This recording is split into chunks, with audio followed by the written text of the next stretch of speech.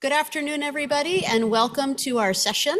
I would like to open up with just some housekeeping that probably will sound familiar to many of you, both here in the room and on Zoom, and then I'll proceed to introduce today's speaker. First of all, thank you for being here, whether you're live or on Zoom. We want this to be a session where you not only receive information and learn something new, but also have an opportunity to ask questions. There are a couple of ways that you'll be able to do that. If you're on Zoom, please go ahead and use the Q&A function, and you can use that at any point during the session. I will moderate the back and forth with our speaker today at the end of today's session.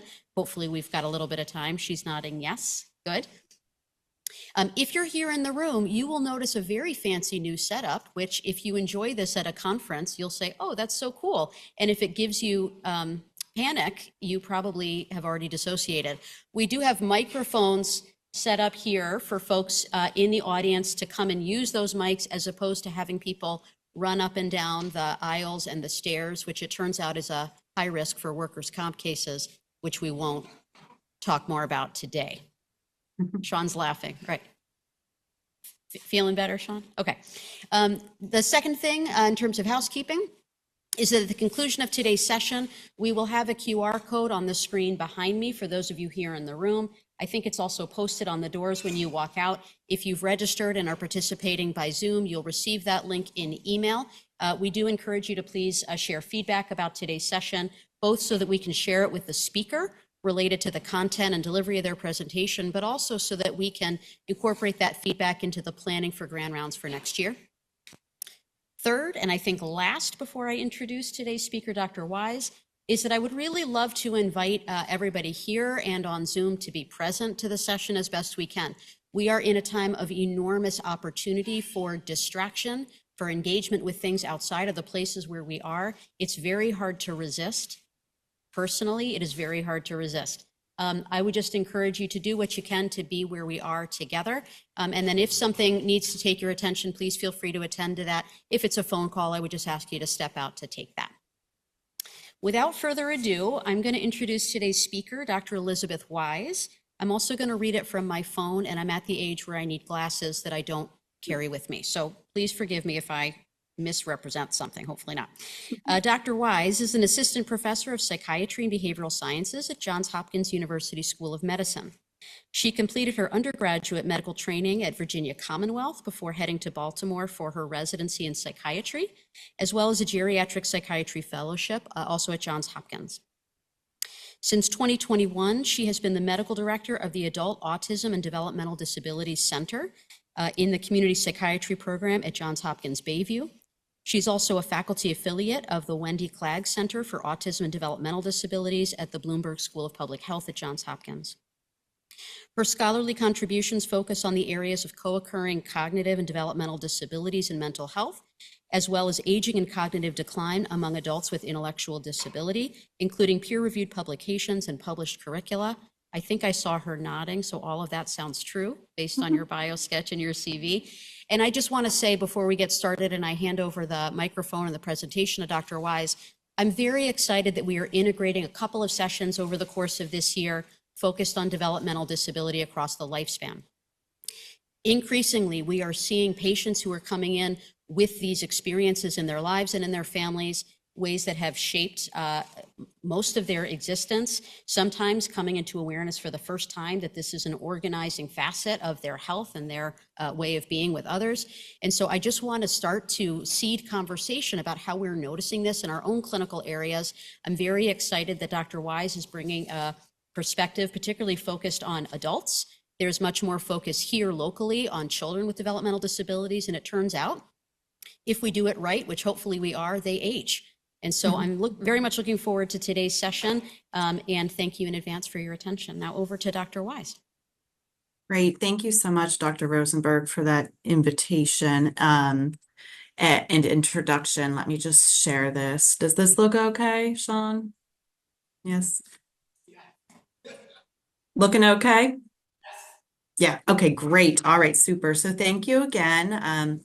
As I hope you can tell by the end of the presentation, at least, I'm very passionate about this area. And so I'm really happy that others are here and want to learn as well. So let me just minimize that. Okay.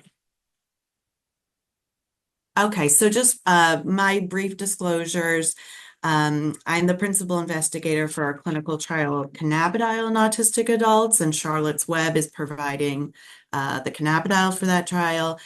And I will mention off-label uses of medications. First, before going into the objectives, just another disclaimer about language, person first versus identity first. There's been an increasing push from within the autism community for identity first language, as many people find it empowering and view person first language as promoting the idea that autism is only a disability. I was always trained to use person first language. I try to ask the individual what they prefer, and throughout the presentation, I interchange them. So person first and identity first. So hopefully by the end of the session, you will be able to review the prevalence of psychiatric disorders in autistic adults, differentiate signs and symptoms of anxiety from features of autism, and identify that some cognitive changes that can occur with aging in autistic adults. So I want to start off with two patient presentations. These were former patients of mine that I think illustrate some of the principles that I will cover today in caring for older adults and adults in general with autism. So the first person was Carl.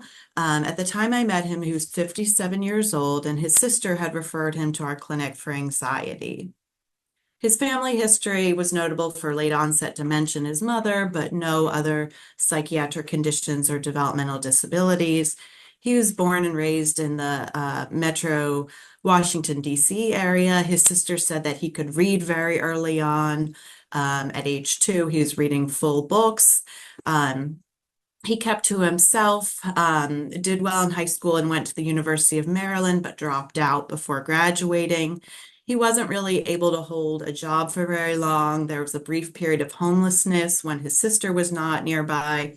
He did eventually obtain an associate's degree from a local community college, and he was able to live by himself in an apartment with a lot of support from his sister. Medically, he had diabetes, hypertension, he had had a stroke with very few residual deficits. He had sleep apnea, obesity, and GERD. So he saw a psychologist at the prompting of his sister when she got more involved in his life and was trying to take over some of his difficulty managing affairs. And he had an IQ test with a full-scale IQ thought to be around 119 and a relative weakness in processing speed.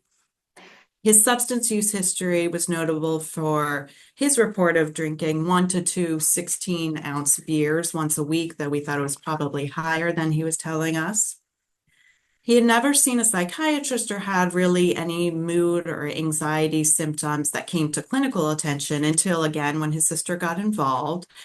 And given his history and presentation of having a lot of challenges managing his day-to-day affairs, not paying his rent on time, trouble interviewing for jobs that seemed below what he was qualified for given his educational background, as well as a lot of anxiety with hand flapping, biting his hands when he was anxious.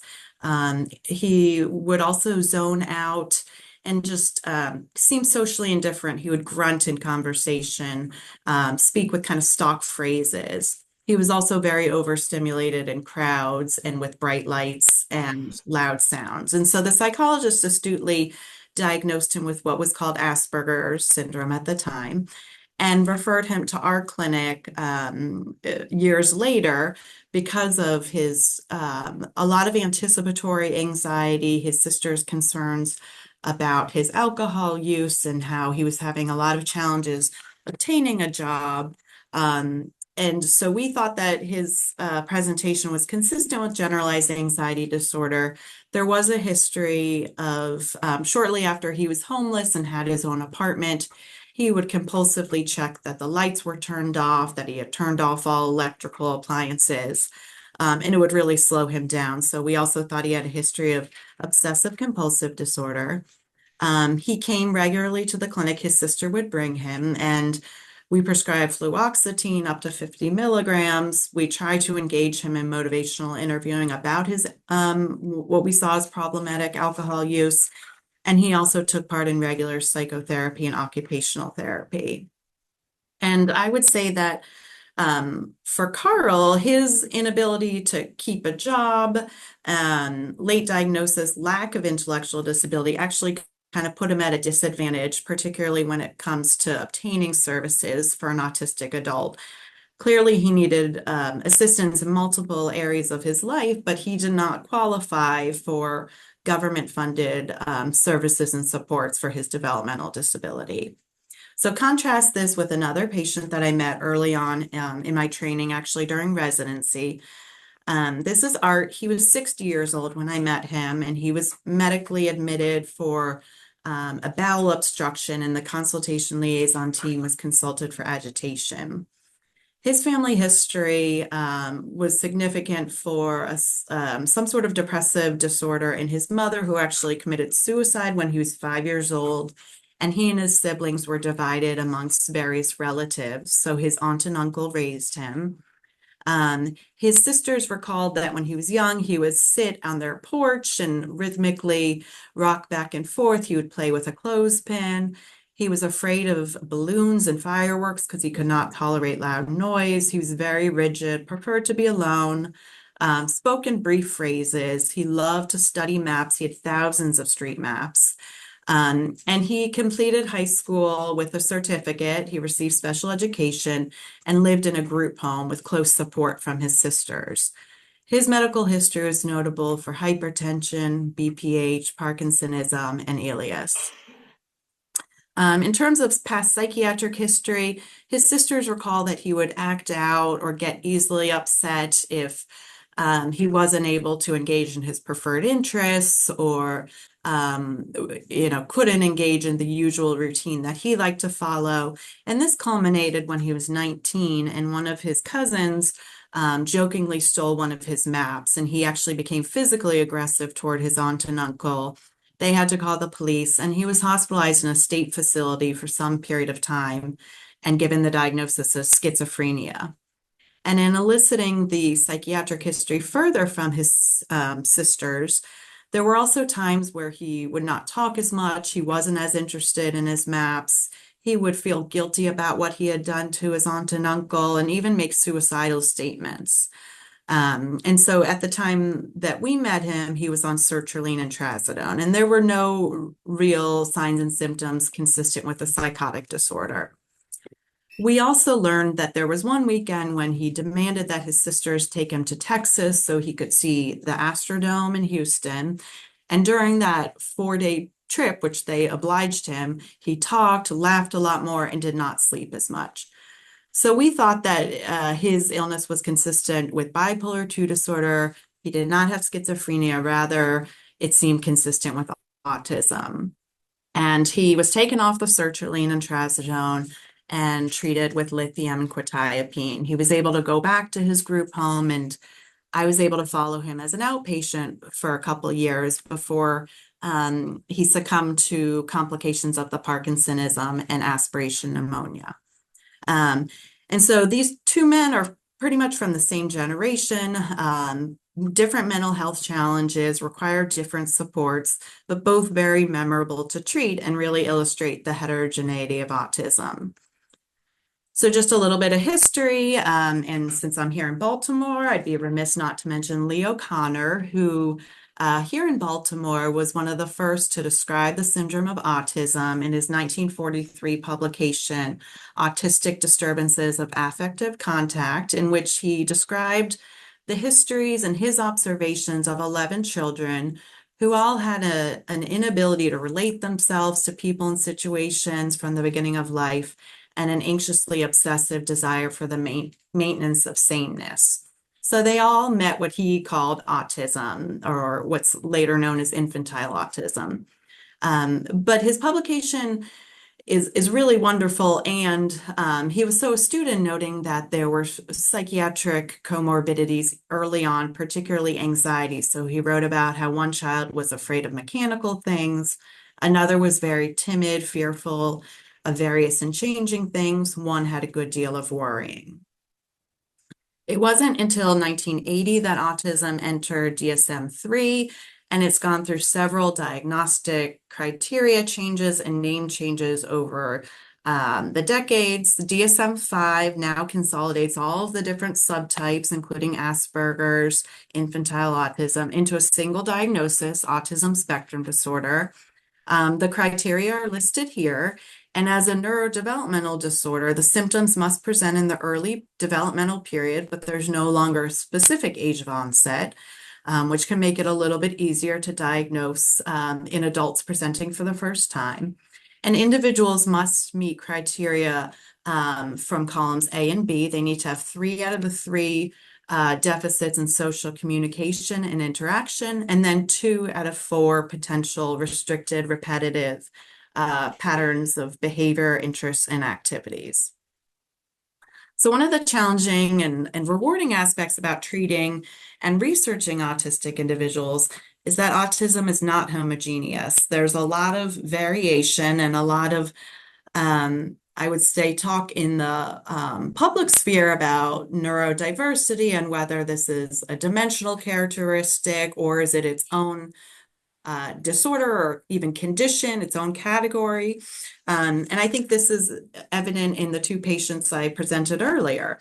And so Rosen, Kathy Lord, Frank Volkmar, they published an excellent review of the diagnostic changes and ways to approach autism. And this graphic is from that article. And so in the center, you'll see the purple and the orange circles depicting the core diagnostic criteria of autism. And then surrounding that, there are specifiers that illustrate the dimensional characteristics. So there are biological conditions like in the yellow circle, like intellectual disability. There are different language abilities shown in the blue circle, and then specifiers indicating the level of support one needs shown in green. And then beyond that, there's a lot of co-occurring conditions, including epilepsy, which is present in about 1/3 of people with autism, GI problems, sleep disturbances, and then myriad psychiatric conditions, which we'll focus on today. And so I like that this graphic helps us think about autism as a single diagnostic condition consisting of various categories of symptoms that we can evaluate in terms of dimensionality. And I think there's advantages to seeing it as both a category and a dimension. Specifically, categorically, I think for practical purposes and service allocation and planning, it needs to be considered its own category and disorder. And as Dr. Rosenberg said, autism is a lifelong condition. We know most about the prevalence in young children. The most recent estimates based on 11 different sites across the country looking at medical and educational records is about 2.8% of 8-year-old children were diagnosed with autism. This was the first time that the percentage of Asian, Hispanic, and Black children identified with autism was higher than among white children. It's always been in the past that white children receive diagnoses at an elevated rate compared to other races and ethnicities. And boys are still 4 times more likely to be identified compared to girls, and about 1/3 of these children had co-occurring intellectual disability. We don't know as much about the prevalence rates in adults, but it's thought to be relatively similar, with 2 large UK studies finding rates between 1 and 1.1%. One of the studies found that being a man, having less education, and not owning a home was associated with having an autism diagnosis.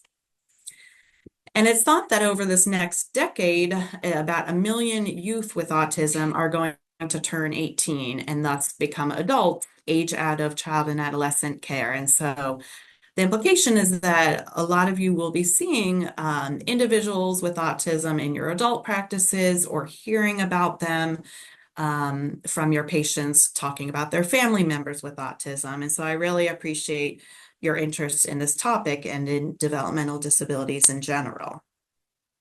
So even though we know autism is lifelong, research and clinical attention continue to focus on early life factors, risk specifically biology. So you can see here, this is a graph from the Interagency Autism Coordinating Committee, which advises the government on important areas related to autism or strategic questions listed here, 7 strategic questions.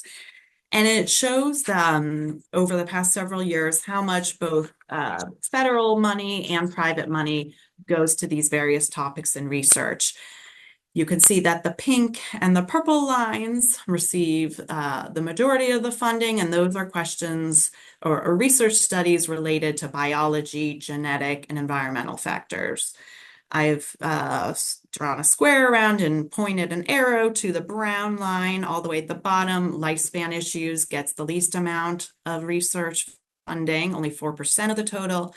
And these are areas like transitions, adult health, long-term outcomes. So I briefly want to go over transition age, autistic individuals, as this is an important area to understand since so many people are going to be aging out of child and adolescent psychiatric practices. So transition age generally refers to the mid-teenage years all the way up to the mid-20s or young adulthood. And this is an exciting time for all individuals, autistic or typical. Yet it can be particularly challenging for autistic individuals given general resistance to change, adaptive functioning challenges, and loss of access to services. So legal mandates do require that individuals' IEPs or individualized education programs start thinking about post-secondary education transition planning once somebody turns 16. It should really actually be happening well earlier than that because of the amount of time that goes into planning. But fortunately, there is a place on individuals' IEP to think about independent living, vocational employment, as well as even college. And so even though transition plans might be in place, this is a challenging time because we go from, or the individuals go from being entitled to services in the public education setting to having to demonstrate eligibility. And like I was alluding to for my patient Carl, oftentimes being eligible for services and supports from developmental disability administrations is tied to intellectual disability. And so those people who have autism and have a lot of challenges, but have relatively normal IQs, they might not be eligible for supports. And Drexel University has a really excellent center about lifespan outcomes, and their autism indicators report demonstrated that more than a quarter of young adults did not receive any services during their early 20s. And this little graph here shows that the number or the percentage of autistic people receiving services related to psychological or mental health also dropped.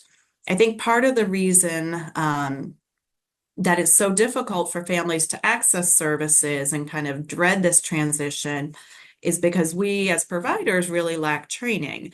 And so one Kaiser survey that looked at mental health clinicians, primary care, OB-GYN, rated over 70% of them rated their knowledge and skills in treating autistic people as fair to poor. And I can attest to this in my psychiatric training. I received very little on this subject.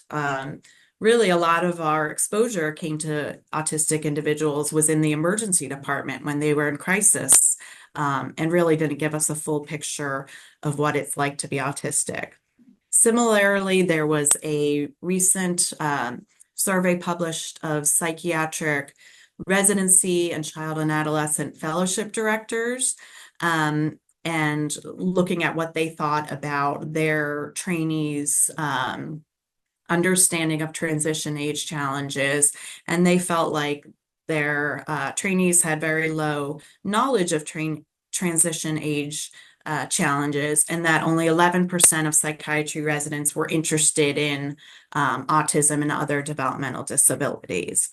And so this little picture up here of a cliff refers to how parents, family members often refer to this transition age as kind of falling off a cliff. you had a lot of services in place, and then you get to this age and there's nothing. And so I hope that avenues like this, grand rounds, more education, will help kind of bridge that transition for these families and patients. All right, so kind of skipping several years and moving to another important area of the lifespan, given my background in geriatric psychiatry, I want to briefly introduce geriatrics and autism. 2010 was a pivotal year for this topic. So this was the year that journalists wrote about Don T, or Donald Triplett, who was referred to as Case One in Connor's publication that I referenced earlier. That was a quote from one of Leo Connor's publications about him. And the Atlantic Monthly profiled him when he was in his late 70s, living in his hometown in Mississippi and really thriving because he had a really good fit in terms of his environment. Everyone knew him. They called him the mayor of the town. Around the same time, about 30 experts in aging and geriatrics, gerontology, convened at the University of North Carolina at Chapel Hill and came up with a research agenda for the topic. And so they published their agenda the following year about, how to really prioritize studying autism in older adults. And they emphasize the need for longitudinal studies of trajectories of these individuals, research into pharmacologic interventions for co-occurring psychiatric conditions, and mechanisms to support training in the area. So about 15 years later, where are we now? Well, as this article was entitled, I think it's a rapidly growing field, but we still have a long way to go. So David Mason, who's an autistic researcher himself, he and his colleagues searched 3 major databases for publications related to autism, and then cataloged them based on different age groups. And you can see in the graph that overall, there's been a sharp increase in publications related to autism since 2010, but older age, 50 and older, have been the smallest proportion of new publications, only 0.4%. And of those articles, cognition, general health, genetics tend to be most commonly featured.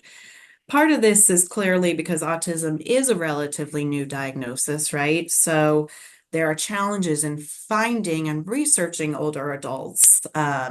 Many might have been misdiagnosed, like my patient Art, who was diagnosed as having schizophrenia as well as the intellectual disability. Or they might have more subtle presentations of autism and have not received a diagnosis. So here in Baltimore, as Dr. Rosenberg said, I see patients with autism in the Adult Autism and Developmental Disabilities Center. Here at Bayview, on the wall there's a little placard that says Adult Autism Clinic, which is a little bit misleading because I would say that half of our patients have autism and the other half have other developmental disabilities like Down syndrome, cerebral palsy, and so on. Jerry Gallucci and others created the center back in 1999, and it is in a community psychiatry program. So all of our patients see both me and a psychotherapist. Our clinical supervisor, lead psychotherapist, is Carol Orth, and she and I are pictured in a little Hopkins publication below with one of our former patients in the clinic sensory room. I would say we treat about at least 100 individuals with autism. They're predominantly male, about a quarter of them are Black, African American. They range from their low 20s all the way up to their 70s with an average age of 35. About half of them have co-occurring intellectual disability. 2/3 of them live with their family. And I would say about 1/3 live in group homes, and maybe 10% live independently. So what do we know about psychiatric co-occurring conditions in autism, specifically adults? So this is kind of one of the seminal studies from Lisa Krohn, an epidemiologist who looked at Kaiser enrollees in California and compared over 1,500 autistic adults to 15,000 controls or people without autism. Of note, over 10% of them were 50 and older, but they did not comment on the effect of aging in psychiatric conditions. And more than half of the autistic adults had been diagnosed with a psychiatric condition at some point. And even after adjusting for race, ethnicity, sex, and gender, the risk of most psychiatric conditions was significantly elevated in the autistic adults compared to the general population. So I've highlighted here the odds of having a depression diagnosis was almost 2.9 times higher, anxiety 3.7 times higher, and that is elevated in most. Some may be misdiagnosis. For instance, schizophrenic, you'll see the odds is 22. And then the exception to that would be substance use disorders, where being autistic is almost seen as protective. However, as we saw with my patient earlier, it's important to investigate whether substance use disorders, specifically marijuana, alcohol, is problematic, because many people without intellectual disability or who are able to access it may use it to mitigate anxiety and some of their other challenges. Now, what about autistic adults who are really geriatric, 65 and older? So this table is from a Medicare study of almost 46 or almost 5,000 autistic adults. Most of them were white and in the 65 to 69-year-old age group, so not entirely generalizable to older autistic adults. Over 40% of them had ID or intellectual disability.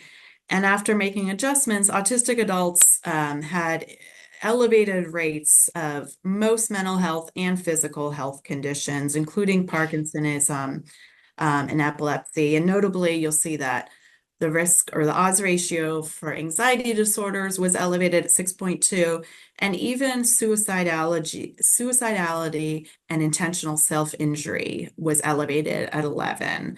Even with my individual who had intellectual disability, Art, he would at times develop suicidal ideation. So it's not just if somebody has ID, they're not able to come up with suicidal ideation. And it's important not to miss that. You'll see the odds ratio of personality disorders is very high. I think that's likely misdiagnosis, right? People having received these because providers are not sure what exactly is going on. So as you can imagine, making a diagnosis, not only in the clinical practice, but in research, is a challenge. Exact estimates really vary depending on the study. And part of this is due to autistic individuals' challenges with self-report, either due to language impairment or alexithymia. So many people have challenges reflecting on and reporting their emotional states. We also don't have standard diagnostic tools, and then there's a lot of overlapping symptoms. So flattened affect, social withdrawal, that can be seen in depression as well as autism. So this can make it very difficult. We do want to be careful that we're not engaging in diagnostic overshadowing, which really refers to the practice of attributing all of one's presentation to their underlying disability. So not recognizing that somebody with autism or intellectual disability can have a co-occurring psychiatric condition, like, oh, that's just because they're intellectually disabled. So regardless of these challenges, it's thought that at least 40% of autistic adults have co-occurring psychiatric illness, as both clinic and population-based samples have shown. Depression, anxiety, attention deficit hyperactivity disorder are among the most common in my practice. I would say those plus bipolar disorder are quite frequent. And then psychiatric disorders are often multiple, so not just one, but 2, 3, and so on. So I want to move over to anxiety because this is an interest of mine and it's a common reason patients may present to care. And this quote is from John Williams, who's in his 40s, is autistic, and contributed a chapter to this book, Primer on Autism Spectrum Disorder. So he said, anxiety rules my life. Constant worries and fears plague me, sometimes leading to dysfunction. Managing these feelings is the biggest challenge I face. And he goes on to talk about how psychotherapy as well as sertraline have been helpful for him. He's able to maintain work in a supported setting and create beautiful pieces of art, like this portrait of Lincoln that reflect his interest in the Civil War. So anxiety, again, wide variation of prevalence rates depending on the study, anywhere between 15 and 76% of adults. Recently, a meta-analysis was published that systematically reviewed 21 studies of anxiety and autism and found that the lifetime prevalence of anxiety for autistic individuals is around 42%. This was a graph from a JAMA Pediatrics publication that looked at a cohort in Minnesota of over 1,000 individuals, again, overwhelmingly male, but with an average age of 22 at the time that they were last followed. And they reviewed their medical records to look at cumulative incidence of psychiatric disorders. And so shown here is the incidence, cumulative incidence for autistic individuals and controls broken down by gender. And you can see by age 30, the cumulative incidence is 50%. Shown in orange is the females who experienced higher rates of anxiety. More recently, I've been involved with SEED, which is the study to explore early development. And this is a CDC-funded multi-site study that looks at early life characteristics of autism and other developmental disabilities. There were 3 initial seeds that you can see in the little figure on the right, where children between the ages of 2 and 5 were evaluated by clinicians. Their parents were interviewed about healthcare needs, utilization, services. And then Seed Team came out more recently, and they interviewed the parents of adolescents who had been followed in Seed 1. So it's a longitudinal approach. And so the adolescents were between the ages of 12 and 16 at the time that their parents took these surveys. And the takeaways from these 2 tables are that about 44% of the autistic adolescents reported having been diagnosed with an anxiety disorder. It was about 1/3 of the adolescents in the developmental disability population, and then the POP is the reference group, and that was about 18%. And then after adjusting for race, ethnicity, parental education, and maternal mental health history, adolescents in the autistic group were had more than 5 times the odds of having an anxiety disorder compared to our reference population group. And this is higher than adolescents in the developmental disabilities group. We're also interested in access to care, and so far we've found that actually the autistic adolescents had less challenges accessing care compared to the population group, which probably reflects the age group and that they're plugged in to special education services. You know, at that age, that period, there is more providers and awareness, and it's really later on that access, I think, becomes an even bigger problem. And so clearly we see anxiety disorders are at elevated rates in many different samples across the lifespan. So how are we identifying anxiety, which clearly has a lot of overlap with autism? Jackie Rogers in the UK has developed and produced preliminary validation of measurement properties of the anxiety scale for autism in adults. And this is a self-report tool. It consists of 20 items. Some of the sample questions are shown here. It's based on a pediatric scale, and a lot of the questions relate to uncertainty, anxious arousal, and social anxiety. And it's shown some pretty good preliminary evidence for its use.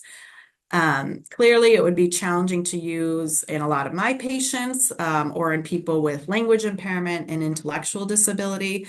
So in those instances, I really have to rely on a lot of behavioral signs of anxiety and caregiver observations.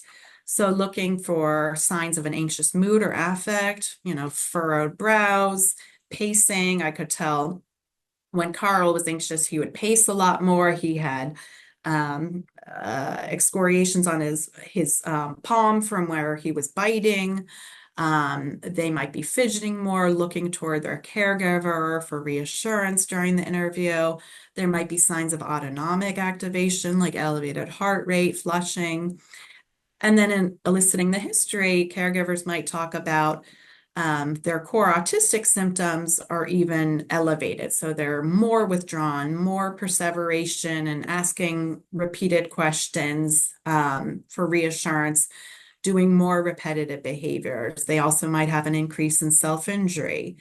And so I think it's important to recognize that even though these symptoms can be ambiguous or seem to overlap with autism, anxiety is clearly a separate entity. Like impairing anxiety should not be a defining feature of autism and is not universal. I have plenty of autistic patients who really I would not characterize at all as anxious. And so they're not only presenting with maybe some traditional DSM anxiety disorders, but maybe more unique presentations. So excessive fears of change, right? This isn't just a dislike of change, but excessive fear and anticipation in way out of proportion to what we might expect. There can also be social confusion. So not just social indifference or, not caring about having relationships, but feeling very confused and not knowing how to act in a social setting. There might be unusual phobias like fear of balloons, for instance, or fear of crying children that really can be disabling, interfere with employment, relationships, education, lowers the quality of life, and has a high degree of overlap with mood disorders. So why might there be such an overlap between anxiety and autism? And there's a lot of interesting theories of the constructs that might underlie anxiety, not only in autism, but in other diagnoses. The intolerance of uncertainty model is based on the assumption that uncertainty is negative. For most people, it's stressful, and that not knowing what's going to happen is really negative and it should be avoided at all costs.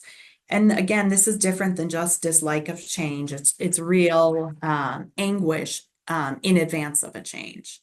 Distress intolerance refers to sensory processing difficulties, so sound and touch, and how feeling bombarded in certain situations can be very anxiety provoking.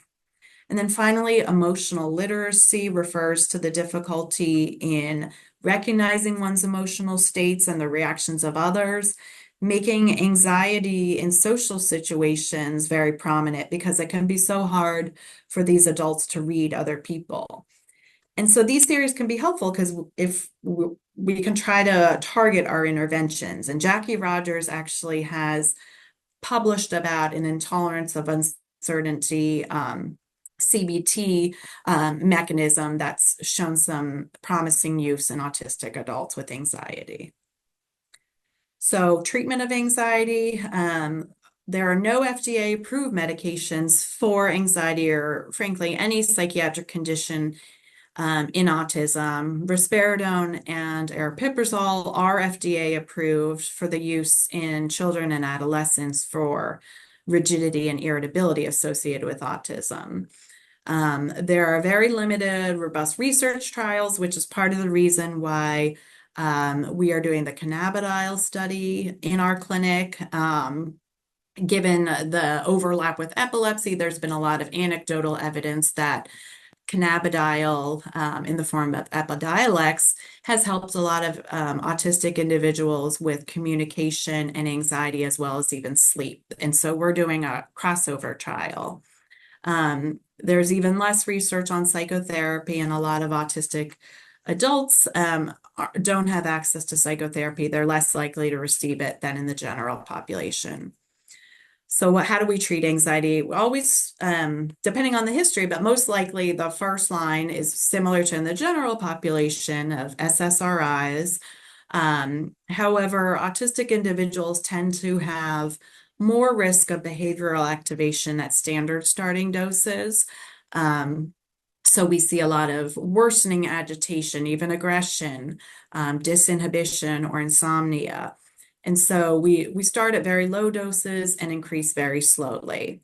I have to say, a lot of times the SSRIs do not work or cause such problems with activation that we have to go other ways. So I tend to find alpha agonists, particularly long-acting formulations of clonidine and guanfacine, can be helpful, particularly when there's a lot of physiologic arousal. Propranolol is also very helpful, not only for situational anxiety, but scheduled doses, because it can really help individuals who have a lot of emotional dysregulation, aggression when they are faced with challenges. And then finally, we do use a lot of mood stabilizers and second generation antipsychotics, particularly if they've had behavioral activation with SSRIs or co-occurring dysregulation. As I said, all of our patients see a therapist, and if this wasn't implicit at the beginning, they're not coming to us to treat their autism, they're coming to us to treat a co-occurring psychiatric condition. And so psychotherapy can be modified depending on the level of the individual. There's a lot of psychoeducation just on general concepts of stress and how to self-regulate. We try to prompt our patients to communicate how they feel. We do have to slow down the rate at which we're giving the information because of challenges with processing speed. We try to avoid metaphors and abstraction and use concrete language. And there's a lot of use of visual tools. Individuals can have like feelings cards to point to, or they can use the feelings thermometer. And we try to focus more on behaviors with less cognitive restructuring because of that challenge with metaphorical and generalization. And occupational therapy is so huge in our clinic. We have 2 occupational therapists who have a great deal of experience, and they work well with all our patients, but a lot with our patients who are nonverbal, and just coming up with creative, out-of-the-box ways to help with emotion regulation, as well as activities of daily living and sensory sensitivities. All right, so now I want to turn attention to the final topic of today, which is cognitive and brain aging. Are autistic adults experiencing more rates, elevated rates of dementia? And this is a question that parents, caregivers often ask about, and it's clear why they might ask about this given the association between neurodegenerative disorders with aging and developmental disorders. The most well-known is Alzheimer's disease and Down syndrome, but there's other neurodegenerative disorders in other genetic syndromes like 22q or DiGeorge syndrome and Fragile X. And in autism, people have wondered, is there an underlying link with Parkinsonism, either due to shared genetics, even outside of neuroleptic or antipsychotic exposure? One study found that autistic individuals had elevated rates of Parkinsonism. The patient I mentioned at the beginning, he certainly had Parkinsonism. And then people wonder, are they kind of at a lower threshold to developing dementia because of their baseline challenges with processing speed and executive functioning? Alternatively, there might be protective factors like less risk-taking behaviors and substance use disorder. So I would say that there have been small cross-sectional studies of older adults with autism, and the results have really been inconsistent. So some have found, yes, there is more decline in visual memory. Others have found no differences between autistic older adults and the general or typical older adults.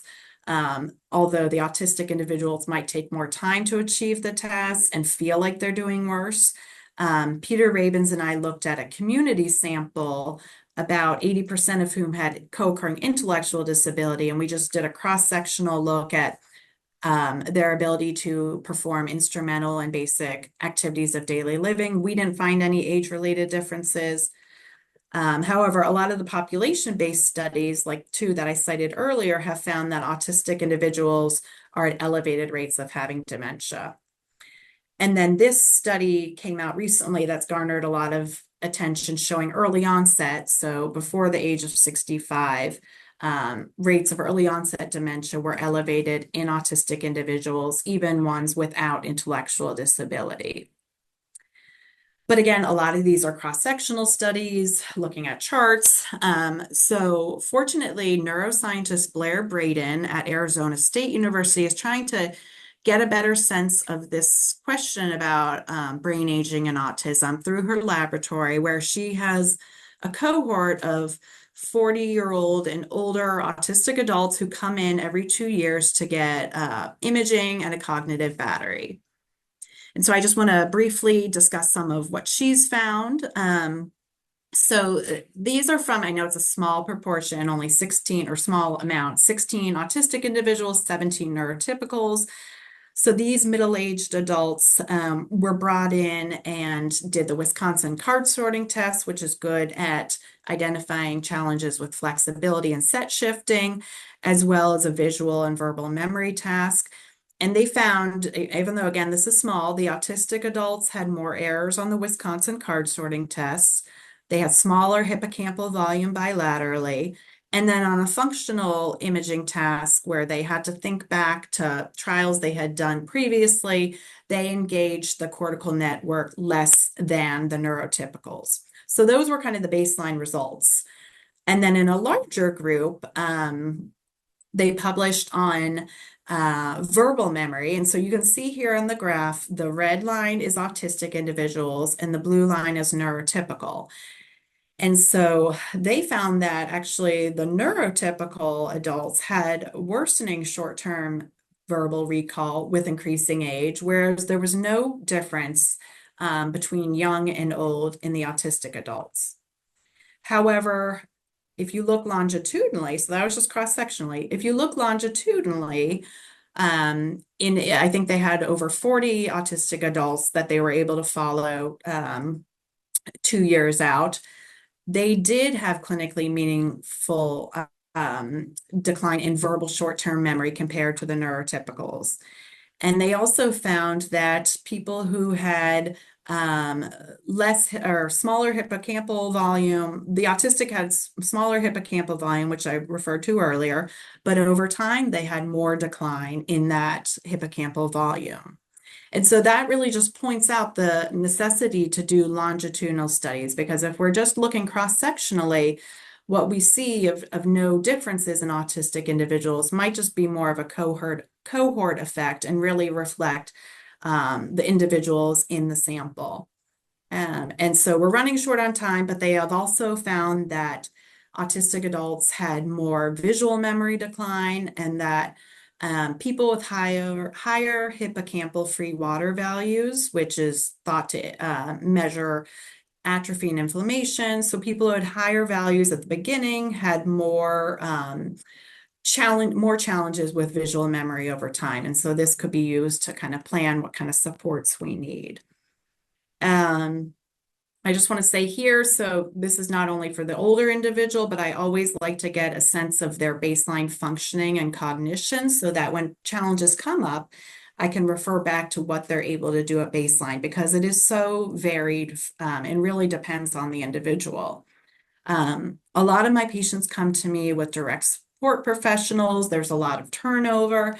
And so it might be a different caregiver coming visit to visit. And so I try to have objective ways I can measure how they're doing. So asking them to bring in sleep logs, how much they're sleeping, rates of self-injury, how many days did they refuse to go to their day program? Because this can really help me identify how they're doing and assess if the treatment is working. As a rule, I try to only do one medication change at a time because they are so susceptible to sensitivities and I won't know what's causing what.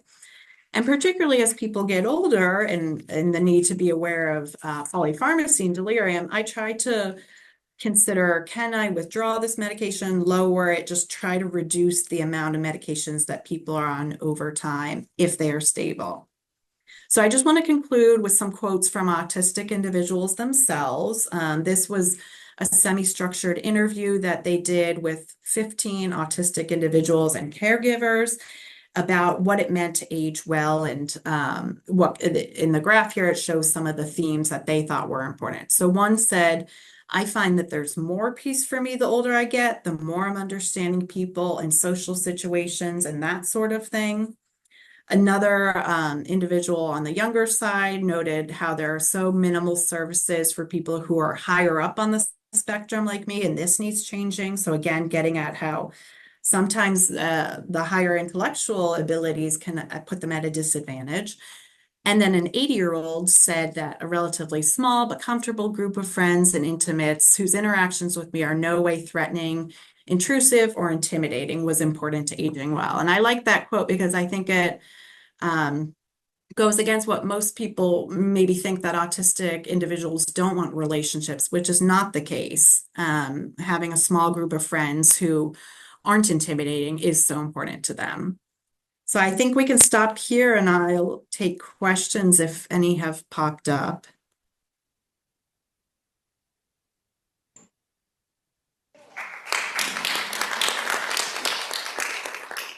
I can do it. Great. Thank you so much, Dr. Wise. Awesome. You can see probably on the screen under your picture is who's here in the Oh, yeah. audience. We had about 120 online as well. So I'm going to try to manage questions from in the room and outside. Sure. I'm going to start with one online. The first question is, we'd love to hear your thoughts on the TikTok self-diagnosis trend, and any thoughts you have on talking with patients who come in having self-diagnosed and determining if they really do have an autism spectrum condition, even if it has not been previously diagnosed. Yes, yes. Thank you for bringing that up. And actually, a group of residents was telling me about these TikTok autism reveal parties that people have. I wasn't aware of that. But yes, so some people do come saying, I took this survey online and I think I have autism. I try to emphasize early developmental history is so important, right? And so really getting at talking to family members and seeing what were they like when they were young. So even some of the people who are higher up on the spectrum, they might have had more subtle presentations, but I think my bias is that there should be signs and symptoms of those social deficits early on. And so I'm of the tendency that it's a little more like I have a higher threshold to make the diagnosis. And I think with a lot of those individuals, we need to rule out other psychiatric conditions or personality traits that could be mimicking autism. Thank you. Mhm. I'm just going to fan out to look at the room and see if there are questions here in the room before I go to others online. Okay. Getting blank stares gives me permission to proceed with the online questions. Someone else is curious whether there are any differences in level of affective empathy in autistic adults, like viscerally feeling the emotions either at much higher or much lower intensity. That's so I would say anecdotally, I don't know the exact research or literature about this. I mean, I know there's a lot of work. Simon Baron-Cohen talks a lot about why men are more likely to be diagnosed with autism because of that lack of empathy that maybe males tend to have. However, I don't think that they actually have less empathy. I think they're just have challenges with coming up with the ways to communicate that empathy. So it can appear that they are less sensitive. In terms of, I think the other side, do they feel a lot more strongly? And I would say, yes, they do in terms of meltdowns and outbursts, but a lot of that comes from just communication challenges and not being able to come up with the words for what they're feeling inside. Thank you. And then we're going to ask one final question before wrapping up with another round of applause for you, which is, and thank you, Dr. O'Hearn, for asking this. It's so hard to find assessment that is affordable and covered by insurance. Yeah. Do you have any tips for us in New York State as to how to navigate that? Oh, golly. Yes, I know. It's similar here in Maryland. I don't know of any places that accept insurance. No, I mean, I would hope that as more people are interested in this area, people feel comfortable, at least just over time, making the diagnosis themselves. I would say that checking with, I guess, pediatric colleagues, if any of their speech or language pathologists or occupational therapists will do the assessments, like the gold standard ADOS, even in adult participants. That's not the case here. They won't here in Maryland. But hopefully more and more adult practitioners will feel comfortable diagnosing it themselves. Because I don't think we're going to be able to get enough people to make diagnoses and accept insurance, right? So I think it's going to fall on us. Well, I know we're out of time. I just wanted to say thank you so much to Dr. Wise for doing such a comprehensive job reviewing everything that happens after childhood with autism and with a side nod to other developmental disabilities. Thank you to all of you. And I know we're going to keep you around for a little bit to spend time with our trainees, but thank you so much for being with us today. Thank you.